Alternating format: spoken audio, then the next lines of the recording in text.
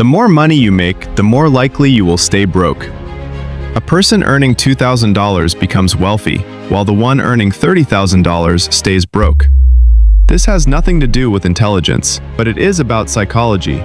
We think money is about math, income, investments, returns, but the real game is behavior.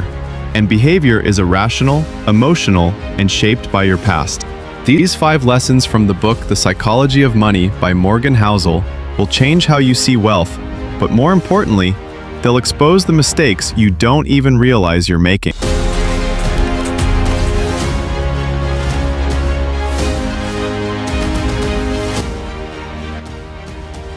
No one's crazy. When someone makes a bad financial decision, we call them stupid. That's wrong. Every financial decision you make is based on your personal experiences, not data, not logic, just experience. Imagine 2 people. One grew up in a family that saw the 2008 market crash, savings wiped out, jobs gone. That person learns one rule: money is fragile. Now another person grew up in a booming economy, stocks always going up, easy money everywhere. That person learns money grows easily. Now both enter the market. One avoids risk completely. The other takes extreme risk. Both think they're being smart. Now the result of both is dependent on luck and on their skill. People aren't crazy. They're reacting to the version of reality they experienced. And you are doing the same. Luck and risk. You can do everything right and still lose. We love simple stories. Hard work equals success. Bad decisions equals failure. Reality doesn't work like that. You think success is skill? Wrong. It's skill plus luck. And failure? Not always stupidity, sometimes just bad timing. Here's the dangerous part. We copy successful people without seeing the millions who failed doing the same thing. That's survivorship bias. You're studying winners in a game full of invisible losers. Same decision, same effort, different result. Because luck was different. Remember, luck and risk are doppelgangers.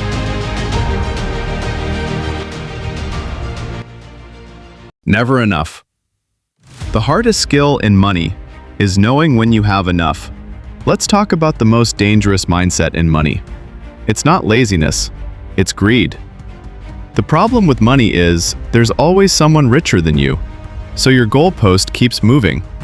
You earn more, but now your comparison changes, and that's where people lose everything. Taking bigger risks for smaller gains.